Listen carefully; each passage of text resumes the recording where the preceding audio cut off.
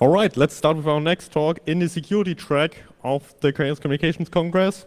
The talk is called Jailbreaking iOS from Past to Present, done by Dimster. He spoke at the 32nd C3 already and researched on several jailbreaks like the Phoenix or the jailbreak time for the Apple Watch. And he's going to talk about the history of jailbreaks. He's going to familiarize you with the terminology of jailbreaking and about exploit mitigations and how you can circumvent these mitigations. Please welcome him with a huge round of applause.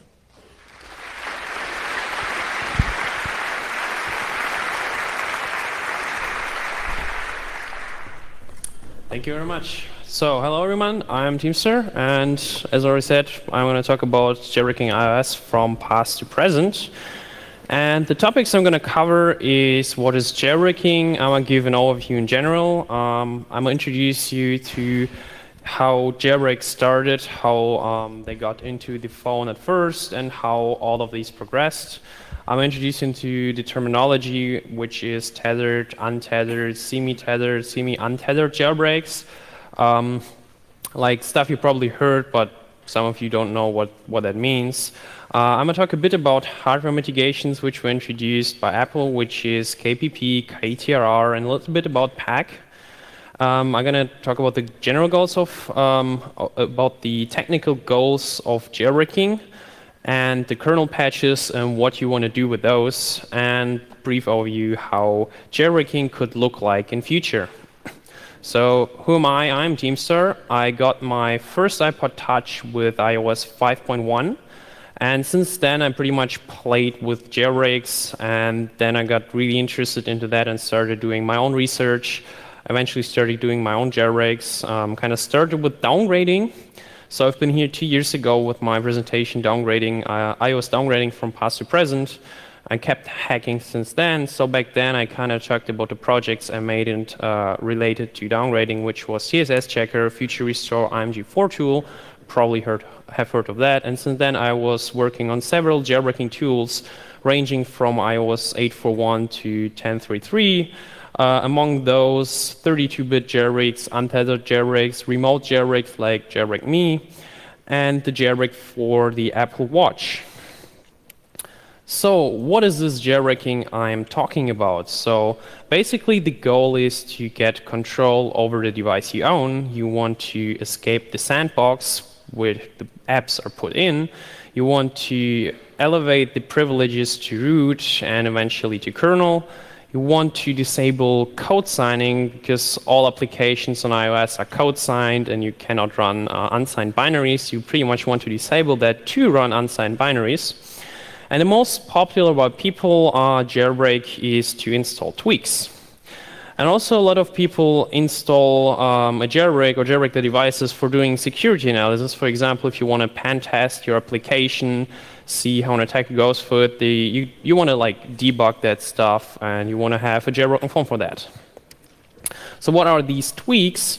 Tweaks are usually modifications of built-in user space programs. For example, one of the programs is Springboard. So Springboard is what you see if you turn on your phone. This is where all the icons are at. And usually you can install tweaks to, I don't know, modify the look, the behavior, add functionality, just this customization. This is what it's, how it started with jailbreaking. What you also, what is usually bundled when you install jailbreak is Cydia. So you install dpkg and apt, which is the Debian package manager, and you also get Cydia, which is a user-friendly graphical user interface for the decentralized or centralized package installer, package system. So I'm saying centralized because it's pretty much all in one spot. You just open the app and you can get all your tweaks. Or it's also decentralized because you can just add up your own repo, you can make your own repo, you can add other repos. And so you're not kind of tied to one spot where you get the tweaks from. Like when the App Store, you can only download it from the App Store, but with Cydia, you can pretty much download it from everywhere.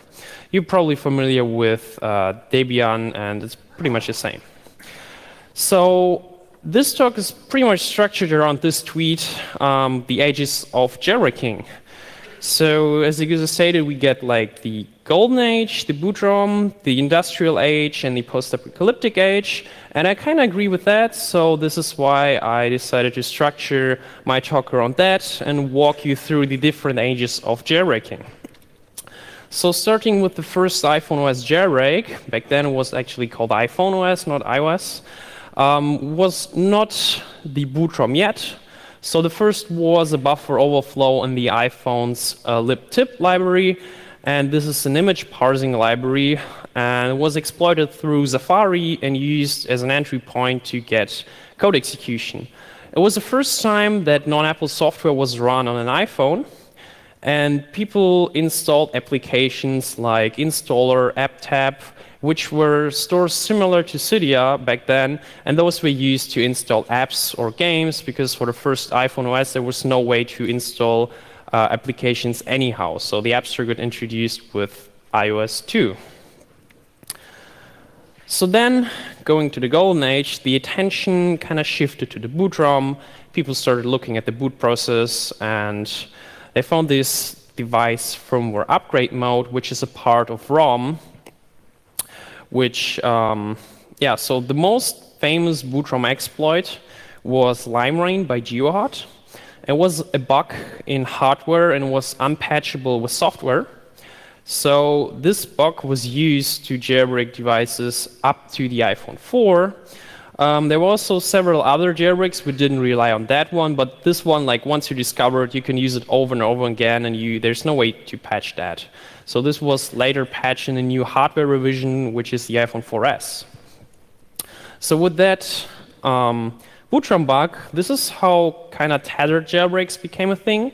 So LimeRain exploits a bug in the DFU mode, which allows you to load unsigned software through USB. However, when you reboot the device, a computer is required to re-exploit and again load your unsigned code, and then load the bootloaders, load the patched kernel. And thus, the jailbreak was kind of tethered to the computer, because whenever you shut down, you need to be back at the computer to boot your phone up. So historically, a tethered jailbroken phone does not boot without a computer at all. And the reason for that is because the jailbreaks would modify the kernel and the bootloaders on the file system for performance reasons. So when you do the actual tethered boot, you would need to upload a very tiny payload via USB, which then in turn would load everything else from the file system itself. But this results in a broken chain of trust when the normal boot process runs and the bootloader checks the signature of the first stage bootloader. That would be invalid, so the bootloader would refuse to boot that, and it would end up in DFU mode, so basically a phone won't boot. Sometime around then, the idea of a semi-tethered jailbreak came up, and the idea behind that is very simple. Just don't break the chain of trust for tethered jailbreaks.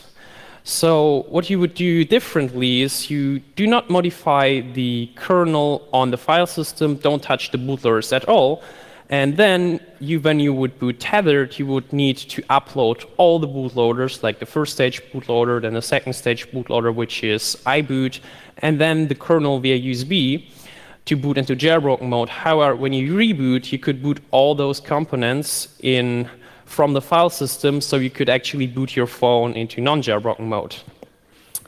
If you don't install any tweaks or modifications which modify critical system components, because if you tamper with, for example, the signature of the mount binary, the system obviously cannot boot in non-jailbroken mode.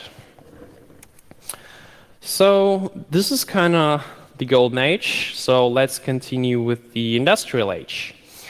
So with the release of the iPhone 4S and iOS 5, Apple fixed the boot ROM bug and essentially killed LimeRain. They also introduced AP tickets and nonces to bootloaders, which just I'm mentioning because it's kind of throwback for downgrading. Before that, you can have a phone if you update to the latest firmware, and before you saved your SHSH blobs, you could just downgrade and then jailbreak again, which wasn't a big deal.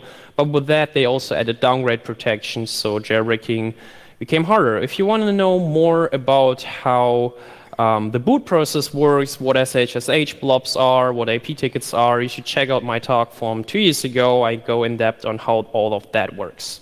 So I'm skipping that for this talk. So the binaries the phone boots are encrypted.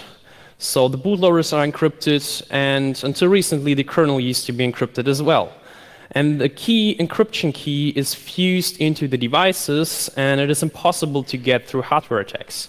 At least there's no public case where somebody actually recovered that key. So it's probably impossible. Nobody has done it yet. So all boot files are decrypted at boot by the previous bootloader.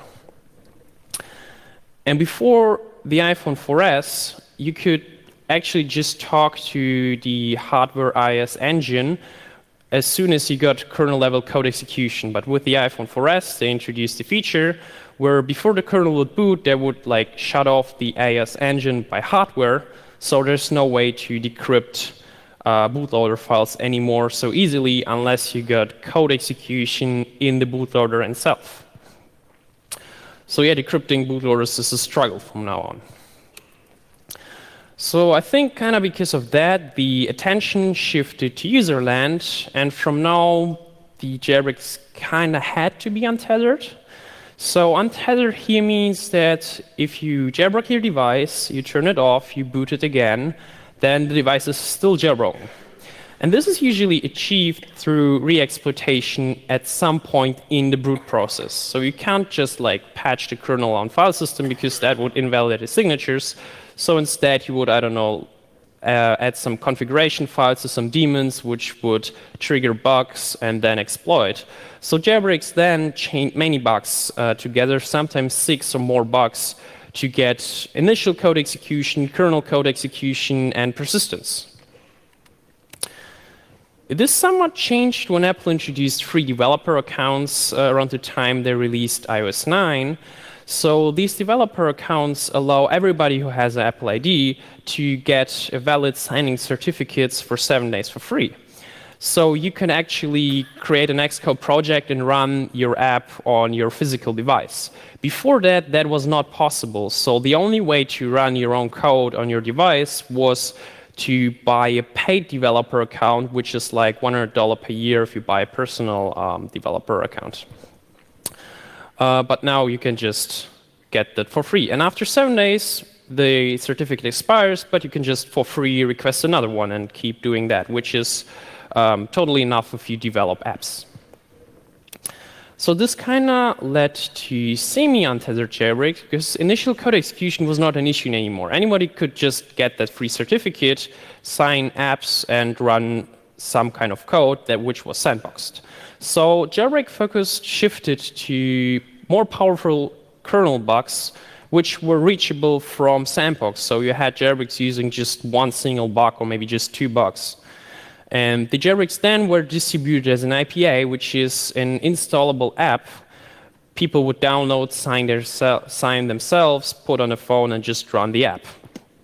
So semi-untethered means you can reboot into non-jailbroken mode. However, you can get to jailbroken mode easily by just pressing an app.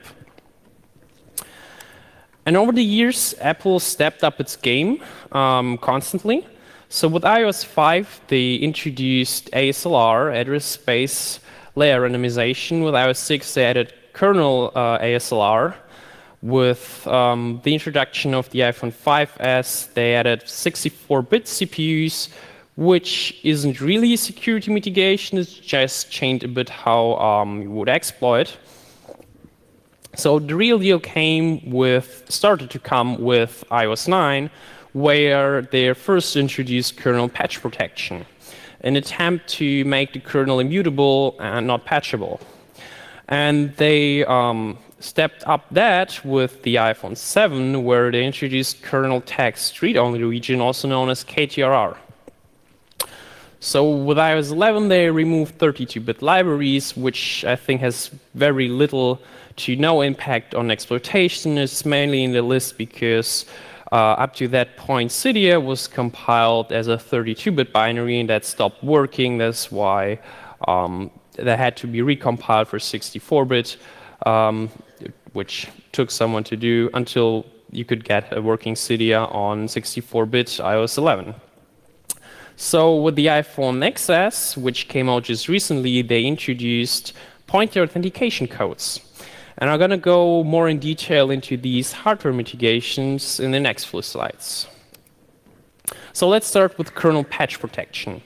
So when people say KPP, they usually refer to what Apple calls Watchtower. So Watchtower, as the name suggests, watches over the kernel and panics when modifications are detected. And it prevents the kernel from being patched. At least that's the idea of it. It doesn't really prevent it because it's broken, but when they engineer it, it should prevent you from patching the kernel. So how does it work? Watchtower is a piece of software which runs on EL3, which is the ARM exception level 3. So exception levels are kind of privilege separations, while 3 is the highest and 0 is the lowest. And you can kind of trigger an exception to call handler code in higher levels. So the idea of Watchtower is that recurring events, which is FPU usage, trigger a Watchtower inspection of the kernel. And you cannot really turn it off because you do need the FPU. So if you picture how it looks like, we have the Watchtower to the left, which totally looks like a lighthouse, and the applications at the right. So in the middle, in EL1, we have the kernel, and recent studies revealed that this is exactly how the XNU kernel looks like. So how Kbp works. An event occurs from time to time, which is from user application. For example, JavaScript makes heavy use of floating points. And the event would then go to the kernel, and the kernel would then trigger Watchtower as it tries to enable the FPU. Watchtower would scan the kernel, and then if everything is fine, it would transition execution back into the kernel, which then in turn would transition back into user space, which can then use the FPU. However, with a modified kernel, when Watchtower scans the kernel and detects a modification, it would just panic. So the idea is that the kernel is forced to call Watchtower because the FPU is blocked otherwise. But the problem at the same time is that the kernel is in control before it calls Watchtower. And this thing was fully defeated by QWERTY in YALO 10.2. So how QWERTY's KPP bypass works? The idea is you copy the kernel in memory and you modify the copied kernel. Then you would modify the page tables to use the patched kernel. And whenever the FPU triggers a Watchtower inspection, before actually calling Watchtower, you would switch back to the unmodified kernel and then let it run, let it check the unmodified kernel. When that returns, you would go back to the modified kernel. So this is what it looks like. We copy the kernel in memory. We patch the modified copy. We switch the page tables to actually use the modified copy.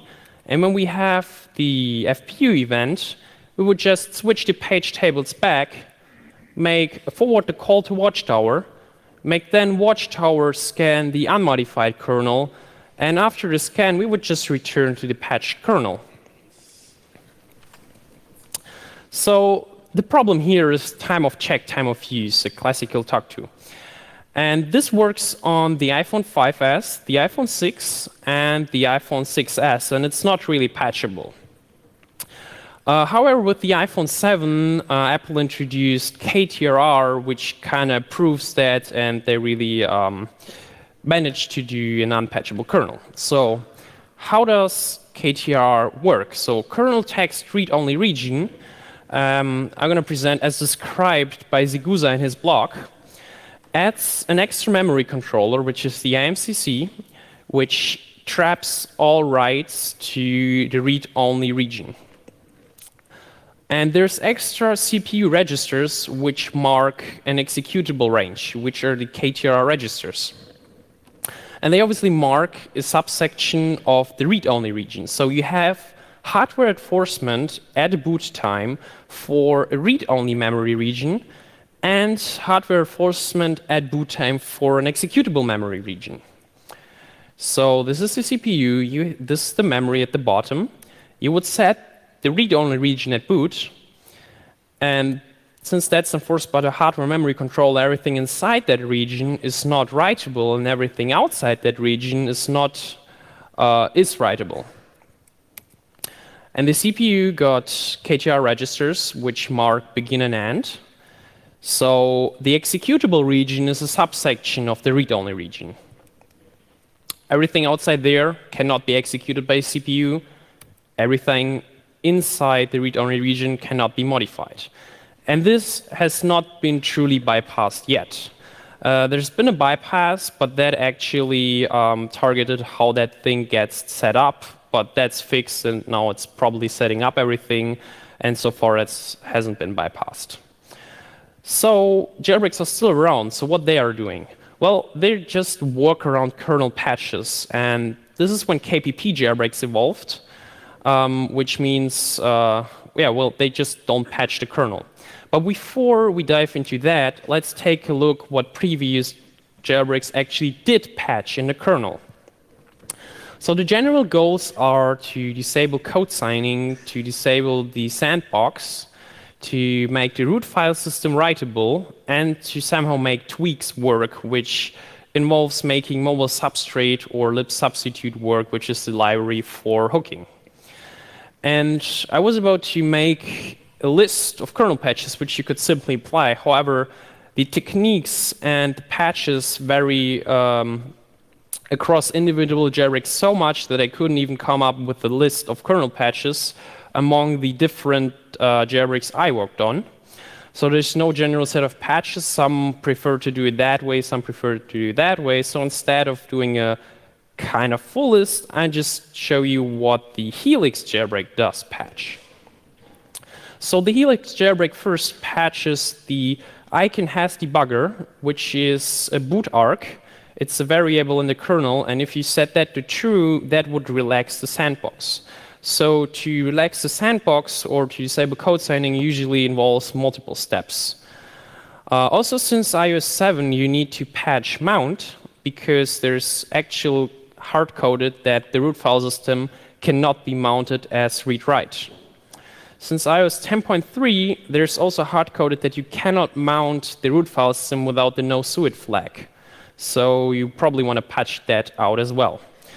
And then if you patch both these, you can remount the root file system as read and write. However, you cannot actually write to the files on the root file system unless you patch lightweight volume manager, which you also only need to do in iOS 9 up to iOS 10.3. Later, when they're switched to APFS, you don't actually need that anymore. Also, there's a variable called proc enforce. You set that to 0 to disable code signing, which is one of the things you need to do to disable code signing. Another flag is CS enforcement disable. Set that to 1 to disable code signing. So AMFI, which is Apple Mobile File Integrity, is a CAX which handles the code signing checks. So in that CAX, it imports the memcopy function. So there's a stub, and one of the patches is to patch that stub to always return 0 by some simple gadget. So what this does is whenever it compares something in the code, it would just always compare, say that the compare succeeds and is equal. I'm not entirely sure what it does, so this patch dates back to Yalu.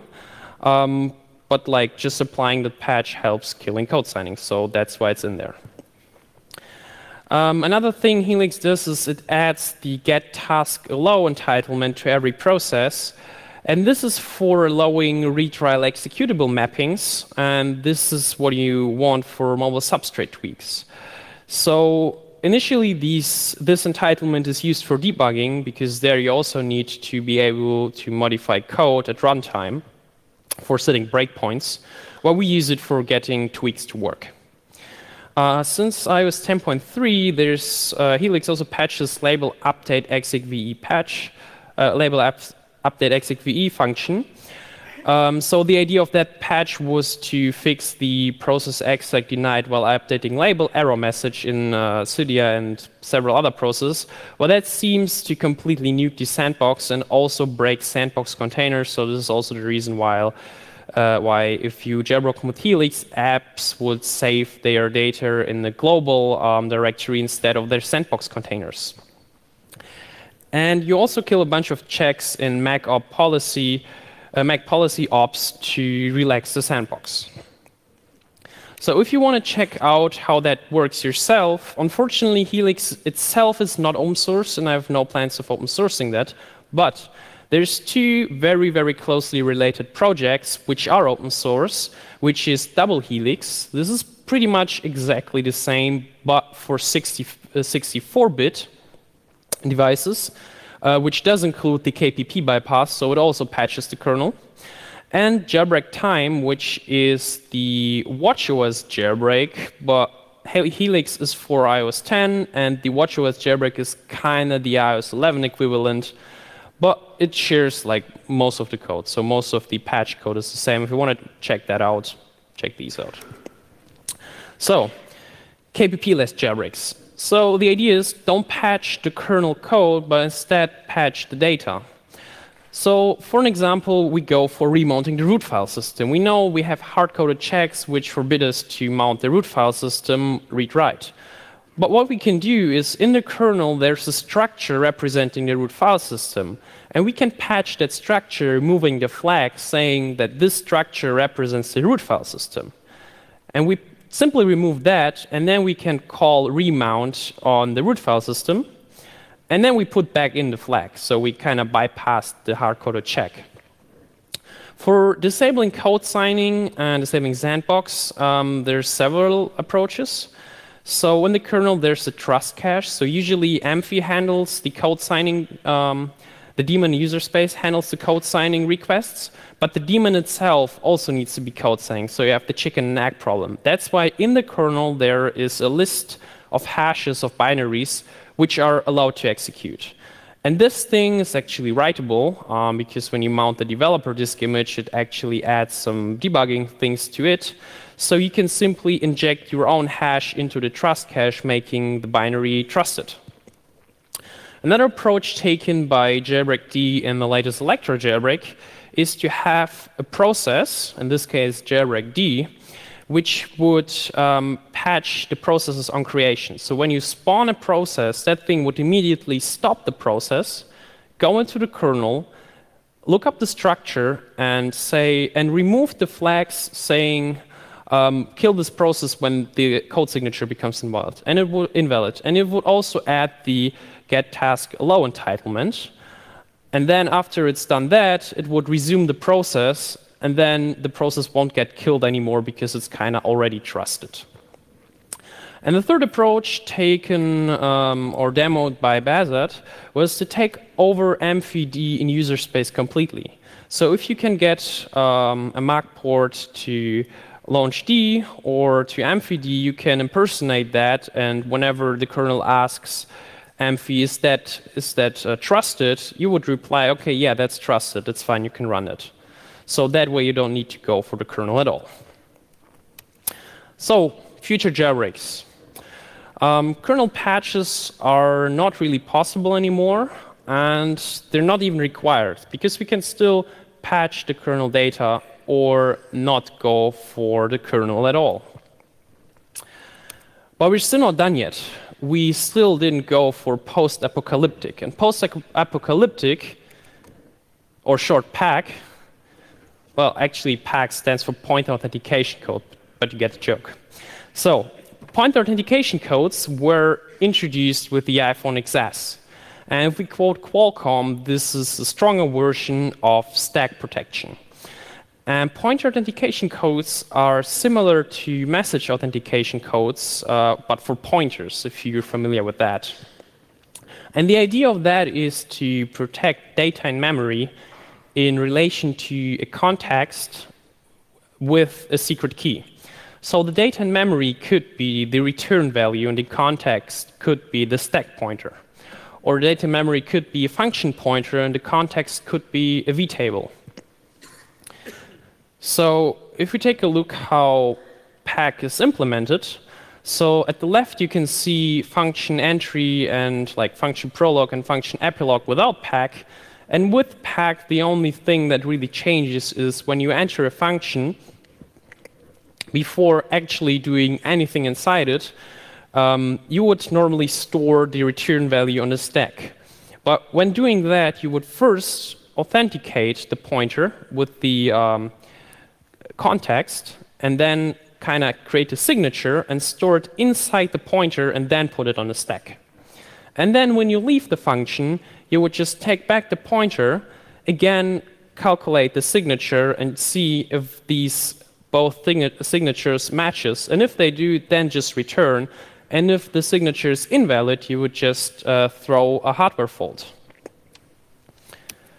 So this is how it looks like. For 64-bit pointers, you don't really use all of the available bits.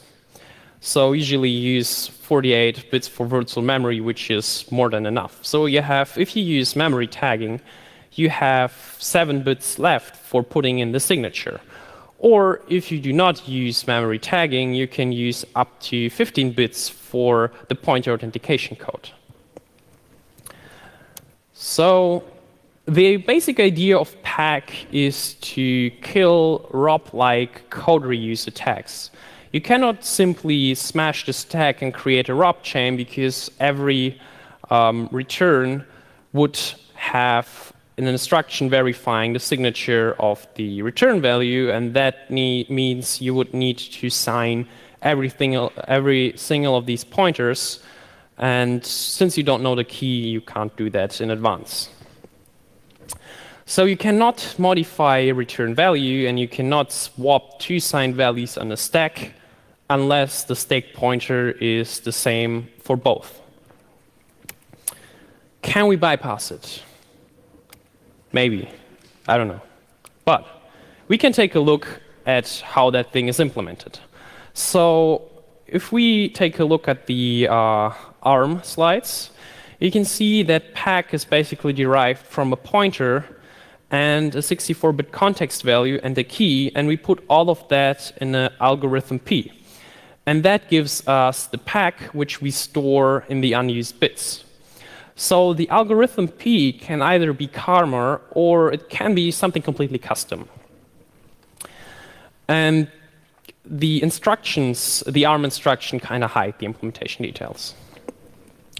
So if we would go for attacking pack, there's two ways of attack strategies. We can either try and go straight for the cryptographic primitive, like take a look what cipher that is, or how that cipher is implemented, maybe it's weak.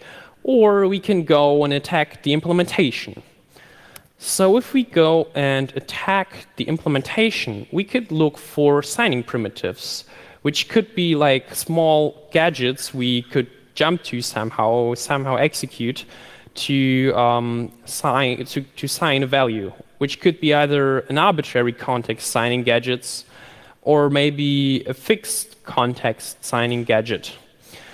We could also look for unauthenticated code. For example, I imagine the code which sets up pack itself is probably not protected by pack, because you can't sign the pointer if the key is not set up yet. Maybe that code is still accessible. We could look for something like that. We could also try to replace pointers which share the same context. It's probably not feasible for return values on the stack, but maybe that's feasible for swapping pointers in the vtable. Or maybe you come up with your own clever idea of how to bypass that. These are just like some ideas. So I want to make a point here that, in my opinion, it doesn't make much sense to try to attack the underlying cryptography on pack. So I think that if we go for attacking pack, it makes much more sense to look for implementation attacks and not attacking the cryptography. And the next few slides are just there to explain why I think that. So if we take a look at Karma, which was proposed by ARM as being one of the possible ways of implementing PAC, Karma is a tweakable block cipher. So it takes an input, a tweak, and gives you an output, which kind of fits perfectly for what we want. And then I started looking at at Karma, and come up with ideas how you could maybe attack that cipher. And at some point, I realized that practical crypto attacks on Karma, if there will be any in the future, will probably, that's what I think, completely irrelevant to the PAC security. So why is that? If we define, so just so you know, the next few slides gonna bore you with some math, but it's not too complex. So if we define PAC as a function which takes a 120-bit input and a 120-bit key and maps it to 15-bit output, or we can more realistically define it as a function which takes 96 bits input with a 128-bit key, because we have 48-bit pointer, because the other ones we can't use because that's where we store the signature. And we're most likely using the stack pointer as a context, so that one will also only use 48-bit pointers, 48 bits. So then we have a PAC as a construct. So then we define the attacker with following capabilities. The attacker is allowed to observe some pointer and signature pairs, and I assume that you can get that through some info leaks. For example, you have some bug in the code which lets you dump a portion of the stack with a bunch of signed pointers. This is why you can observe some, not all, but you can see some. And I would also allow to have the attacker be able to slightly modify the context. And what I mean by that is, I imagine a scenario where the attacker could maybe shift the stack, maybe through more nested function calls before executing the leak, which will give you actually two signatures for the same pointer, but with a different context. Maybe that's somehow helpful. But still, we realize that the attacker is, the cryptographic attacker is super weak.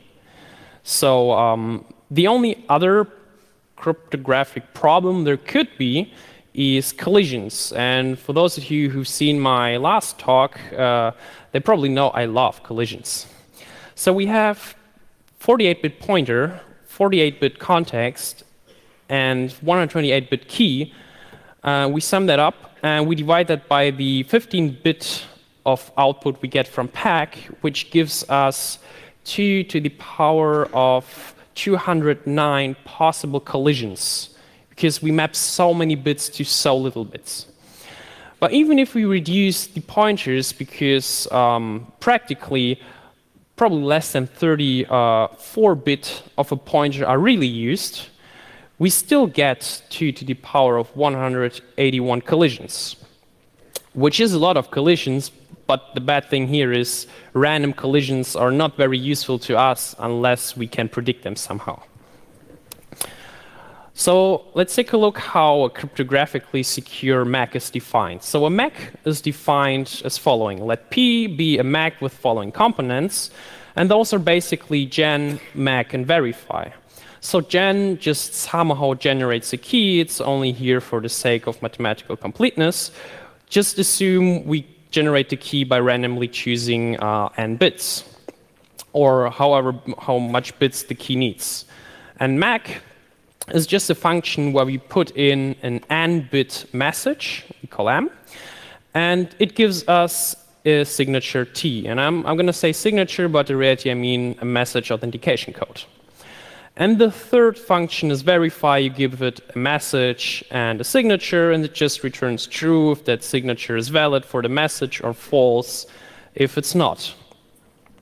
And when cryptographers prove that something is secure, they like to play games. So I'm going to show you my favorite game, which is Magforge Game. So the game is pretty simple. You have to the left the game master, which is playing Magforge, and to the right the attacker. So the game starts when the Magforge Game Master informs the attacker how much bits are we playing. So this is the first 1 to the power of n. Basically means, hey, we're having Magforge with, I don't know, 64-bit messages. So the attacker knows the size. Then the Game Master generates a key. And then the attacker can choose up to Q messages of n-bit length and send them over to the Game Master. And the Game Master will generate signatures and send them back. So then the attacker can absorb all the messages he generated and all the matching signatures. So what the attacker needs to do then is to choose another message, which he did not send over yet, and somehow come up with a valid signature. And if he can manage to do that, he sends it over, and if that's actually a valid signature for the message, then he wins the game, otherwise he loses the game. So we say a Mac is secure if the probability that an attacker can somehow win this is negligible. So again, it's very the mathematical definition of what negligible means, but like just guessing or trying means that it's still secure if that's the best attack. So as you can see, a Mac which is secure needs to withstand this. But for our pack attacker, we do not even have this oracle. So our attacker for pack is even weaker than that. So why do we not have this oracle? Well, simple. If we allow the attacker to sign arbitrary messages, the attacker wouldn't even need to try to somehow get the key or forge the message, because then he could just send over all the messages, all the pointers he wants to sign, get back signed pointers, and he wouldn't need to bother about breaking the crypto at all. So basically the point I'm trying to make here is that the pack attacker is weaker than a Mac attacker. So every secure Mac we know is also a secure pack, but even an insecure Mac might still be sufficiently secure for pack. So secure Macs have been around for a while, and thus, in my opinion, I think if somebody who knows what he's doing is to design a pack algorithm today, it will likely be secure. So instead of going for the crypto, I think we should rather go for implementation attacks instead, because those will be around forever. And by that, I mean, well, you can either see how the crypto itself is implemented, but what I mean especially by that is you could see how the pack is used in the actual code. Maybe you can find signing oracles. Maybe you can find unauthenticated code. I think this is where we need to go if we want to bypass pack somehow. So just to recap where we're coming from, future iPhone hacks probably gonna not try to bypass KTR. And I think they will not try to patch kernel code, because we can achieve pretty much all the things we want to achieve for end-user jailbreak without having to patch the kernel so far. And I think people were going to struggle a bit, at least a bit, when exploiting with pack, because that kind of will either make some bugs unexploitable or really, really hard to exploit. Also, maybe we're going to avoid the kernel at all. As Basit has demoed, the userland-only jailbreaks are possible. Or maybe we're going to recalculate what the low-hanging fruits are. Maybe just go back to iBoot or look for what other thing is interesting. So that was about it. Thank you very much for your attention.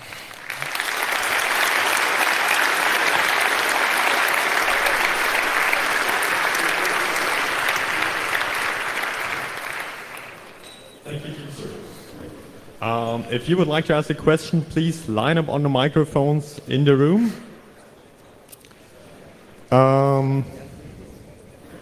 We do not have a question from the internet. We have one question over there. Yes, please. Okay. Hi. I would like to be interested what your comment is on the statement from Zorik that basically jailbreaking is not a thing anymore because you're breaking so much security features that makes the phone basically more insecure than the former reasons of doing a jailbreak really allow for. Well, jailbreaking, I don't think jailbreaking itself nowadays makes the phone really insecure. So of course, if you patch the kernel and disable all the security features, that will be less secure. But if you take a look what we have here with the unpatchable kernel, I think the main downside of being jailbroken is the fact that you cannot go to the latest software version because you want the bugs to be in there to have the jailbreak. So I don't really think if you have like a KTR device, the jailbreak itself makes it less secure. Just the fact that you're not on the latest firmware is the insecure part of it. All right, thank you. Microphone number 2, your question. Hi, good talk. Could you go back to the capabilities of the adversary, please? Yeah, so you said it can do basically 2 things, right? This one, yes. Yeah, it can observe some pointers and some signature pairs. But why is this not an oracle? Because you cannot choose your message yourself. You message yourself. And you have also an oracle that says if the signature is valid for a chosen message. Well, yeah, but this is if you take a look at the game. In this game, for a secure Mac, the attacker can choose up to Q messages, send it over. Like he can do whatever he wants with that messages and get a signature, while the pack attacker can see a few very limited amount of messages and their matching signature, and he has little to no influence on these messages. All right, thank you. Okay, so it's a bit weaker. But okay. So yeah, okay. that's the point. For, just okay. that it's weaker. Thanks. Do we have a question from the internet? Seems not so. Okay. Yes, please. All right. Then I don't see anyone else being lined up, and please give a lot of applause to Teamster for his awesome talk.